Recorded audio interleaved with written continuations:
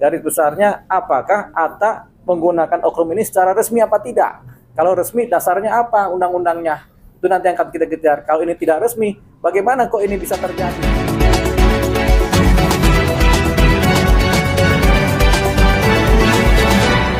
Ya, 14 November 2024 pada siang hari ini kami selaku kuasa hukum dari teman-teman jurnalis infotainment yang terdahulu pernah diancam oleh seseorang, yaitu ajudannya Atta Halilintar. Nah, ini perkaranya sudah berjalan di Polres Metro Jakarta Selatan. Perkara ini laporan nomor B2740 bulan September tahun 2024. Kejadiannya adalah di mana terjadi di Polres Jakarta Selatan, seseorang yang diduga ajudannya Atta Halilintar ini melakukan pengancaman terhadap jurnalis yang sedang melakukan pekerjaannya. Nah, ini sudah diproses di Polres Jakarta Selatan melalui laporan polisi yang dilakukan oleh teman-teman jurnalis ini. Kemudian ini bulan September laporannya, kemudian Oktober, November sudah berproses dan kemudian sudah dipanggil saksi-saksi baik dari korban maupun saksi lain termasuk dari Atta Halilintar sudah dipanggil, dan dalam kompleksitas keterangan yang sudah lengkap ini tersebutlah bahwa seseorang ini yang diduga adalah ajudannya Atta Halilintar yang bernama Agung ini ternyata adalah anggota TNI AD. Jadi berprofesi sebagai tentara gitu. Nah, kita sebut ini sebagai oknum saja ya. Nah, ini kemudian karena terlapor atau terduga terlapor ini pelaku adalah oknum anggota TNI. Jadi dari Polres Jakarta Selatan kemudian membuat gelar perkara dan kemudian berkoordinasi dengan Pomdam Jaya, dan kemarin tanggal 12 November tahun 2024 di hari Selasa dan Rabu mereka koordinasi dan kemudian telah melimpahkan perkara ini dari Polres Jakarta Selatan, dari penyidikan kepolisian menjadi masuk kepada penyidikan di Pomdam Jaya. Jadi sudah dilimpahkan kemarin ke Pomdam Jaya dan sudah diterima, sudah confirm bahwasanya Pomdam Jaya sudah menerima pelimpahan laporan ini dan masuk kepada wilayah penyidikan Pomdam Jaya. Nah, ini berproses.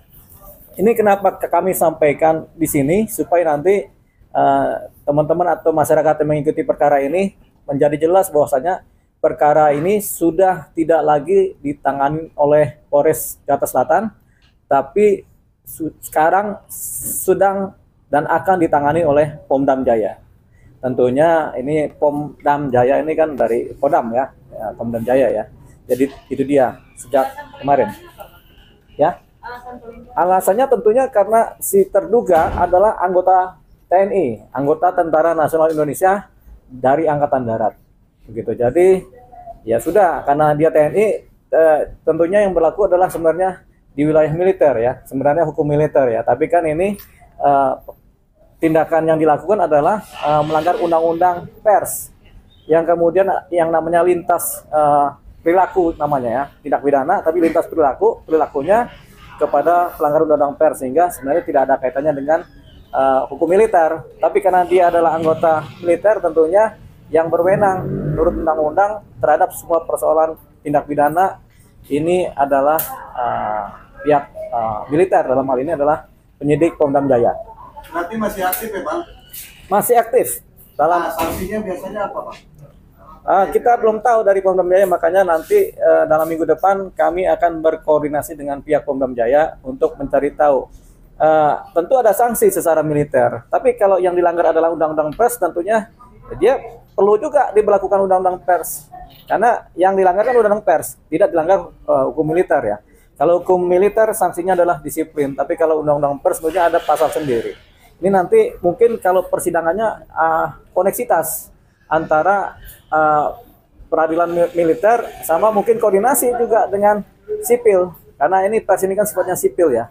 Nah, tapi undang-undangnya saling berdiri begitu. Jadi mungkin pengadilannya di pengadilan militer, tapi yang dijerat adalah lewat undang-undang pers sama KUHP.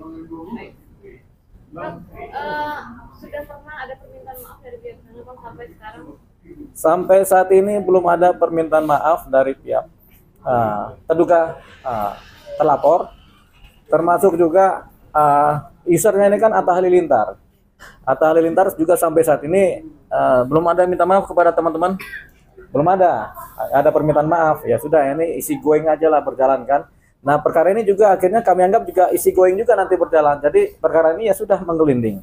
Siapa nanti tersangkanya nanti akan kelihatan lewat hasil penyidikan dan proses persidangan di pidana militer. Permintaan maaf itu harus sifatnya personal ya. Jadi nggak kepada publik meminta maaf, tapi kepada personal-personal ini yang mengalami gitu. Kalau publik kan ini kan bisa siapa aja boleh minta maaf, tapi kepada personal ini kan mereka yang mengalami dampak psikologis dari ancaman-ancaman yang dilakukan oleh si oknum tersebut.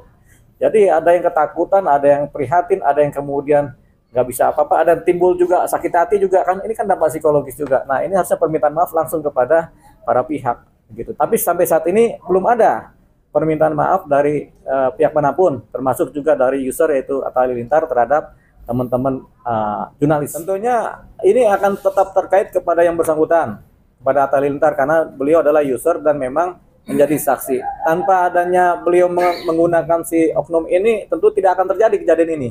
Jadi beliau tentunya terkait. Sejauh mana terkaitnya? Ya bisa sebagai saksi yang terkait langsung. Jadi beliau juga akan terbawa. Ya, jadi sisinya bukan sisi pengancamannya terhadap kalau kita mau melaporkan Atta ya, tapi sisinya adalah seberapa jauh atau seberapa besar legalitas seorang sipil menggunakan tentara sebagai ajudannya. Begitu. Itu nanti akan kita dalami. Begitu. Jadi sejauh mana seorang Atta Halilintar punya hak atau mendapatkan kelebihan hak menggunakan seseorang yang adalah tentara menjadi ajudannya atau menjadi pengawalnya. Apakah itu formal, apakah itu informal? Ini nanti yang akan ditelaah. Nah, ini kami akan bekerja sama dengan Pom Jaya. Sejauh mana ada hubungan ini? Jangan-jangan ini sifatnya informal saja, atau menggunakan seorang oknum tentara untuk menjadi pengawalnya. Pertanyaannya apakah ini boleh? Kan begitu secara undang-undang. Nanti kita akan telah itu baik hukum militer maupun hukum sipilnya. Kalau itu sifatnya kita nanti konsultasi dulu dengan Pomdam ya. Sejauh mana kepentingannya. Yang jelas kan rasa sakit hati atau rasa kena ancaman ini kan datangnya dari si oknum tadi kepada para pihak ini yang di samping saya ini kan. Sejauh mana mereka mengkaitkan ini dengan Atta Halilintar. Memang secara langsung ada kaitannya. Tapi apakah Atta ikut berperan dalam konteks dia menyuruh mengancam? Ini yang belum kita dapat, karena faktanya memang tidak ada cerita itu. Dari BAP juga tidak ada cerita itu. Tapi yang paling penting adalah ini, garis besarnya apakah Atta menggunakan oknum ini secara resmi apa tidak. Kalau resmi dasarnya apa undang-undangnya, itu nanti yang akan kita kejar. Kalau ini tidak resmi, bagaimana kok ini bisa terjadi? Seorang sipil kemudian punya pengawal militer gitu. Pak, berarti ada kemungkinan Atta akan dilaporkan itu Bang? Bagaimana? Ada kemungkinan Atta Halilintar akan dilaporkan gitu. Oh iya, kalau prosedurnya kemudian kita dapat ternyata ini memang tidak mengikuti undang-undang, tentunya bisa kita kejar Atta Halilintarnya tadi. Tapi untuk pengancamannya, apakah Atta menyuruh mengancam, kita belum dapat ini. Jadi kita tidak dalam posisi melaporkan Atta Halilintar dalam konteks ancam-mengancamnya. Bang, berarti sikap Atta Halilintar itu sangat mengecewakan ya Bang? Dari? Sikap Halilintar itu sangat mengecewakan terhadap misalnya cuci tangan gitu Bang. Kalau dibilang cuci tangan, kita nggak tahu, ini kan urusan internal dia dengan penyidik ya dalam proses BAP ya. Tapi sejauh yang didapat dari cerita penyidik, ada kesaksian dari Atta bahwasanya yang mengawal dia secara resmi adalah anggota TNI, oknum TNI dari Angkatan Darat. Kita akan lihat bagaimana hubungannya, apakah ini permintaan resmi BKO atau bagaimana. Apakah orang sipil yang punya uang bisa kemudian menggunakan tenaga tentara untuk mengawal, atau bisa apa tidak, ini kita lihat. Kalau nggak salah ini jawabannya adalah tidak bisa, begitu. Nah, malam ini kan Atta sempat klarifikasi, malam atau besoknya gitu, dia bilang si yang bersangkutan bukan bagian dari karyawan atau timnya dia gitu. Ya, itu faktualnya itu adalah bentuk pengingkaran dari keadaan ya. Fakta-fakta di lapangan menjelaskan bahwasanya beliau dan cerita dari teman-teman memang si oknum ini memang adalah ajudannya Atta, pengawalnya Atta. Fakta di lapangan begitu, sudah rutin bertemu para teman-teman jurnalis ini dengan waktu meliput Atta, ya dia inilah sebagai pengawalnya. Tapi kalau Atta mengingkari, nggak apa-apa, sementara dia punya hak untuk mengingkari. Tapi nanti ketika kita pendalaman, nanti akan ketahuan bagaimana hubungannya. Karena ada kesaksian dari Atta juga, ya ini memang karyawan yang dia pecat. Kan ada begitu, sudah terpublikasi. Kemudian dia ralat lagi, oh ini bukan karyawan kami. Nah itu adalah dua posisi yang bertentangan dalam konteks penerangan dari Atta Halilintar kepada publik. Nah ini yang nanti kita juga kejar. Bukti apa aja Bang sampai saat ini sudah diserahkan kepada Bukti yang ada di kepolisian sudah diserahkan. Pertama adalah kesaksian-kesaksian mengenai kronologis, kemudian bukti-bukti faktual, gambar-gambar, keterangan-keterangan video yang menggambarkan bagaimana ancaman terjadi terhadap teman-teman jurnalis dari si oknum tadi. Kemudian yang lainnya adalah cerita-cerita di lapangan yang sudah disampaikan oleh teman-teman jurnalis kepada pihak penyidik, di mana bahwasanya yang bersangkutan, yang terlapor ini memang adalah ajudan dari Atta, karena setiap hari bertemu mereka di lapangan. Mas, ada info atau kemungkinan Atta juga dipanggil sebagai saksi? Di Pomdam. Di Pomdam Kalau di Polres sudah, Atta sudah di BAP di Polres Jakarta Selatan. Menurut keterangan penyidik sudah di BAP, dan hasilnya Atta mengakui dan menyatakan bahwasanya ajudan ini adalah anggota TNI dari Angkatan Darat. disewa. Kita belum tahu. Bagaimana? Makanya kita tanya apakah hubungannya resmi, formal, ataukah ini informal. Resmi bagaimana hubungan hukumnya, kemudian bagaimana undang-undangnya. Kalau tidak resmi, bagaimana ini bisa terjadi? Baik. Ya. Abang-abang jurnalis mungkin ada tambahan, mungkin sudah diperiksakan. Silakan. Kemudian apa aja mungkin hasil pemeriksaan dari kepolisian? Kalau untuk hasil pemeriksaan ya kita yang sesuai apa yang kemarin terjadi di lapangan untuk pemeriksaannya, dan untuk buktinya kita kan sudah kirim video tayangannya yang dari ajudannya yang menunjuk ke rekan-rekan karyawan jurnalis semua. Pertanyaan dari kepolisian seputar apa aja, Bang? Pertanyaan dia permasalahan yang kemarin di lapangan itu, kasusnya, ya kronologinya. Oke.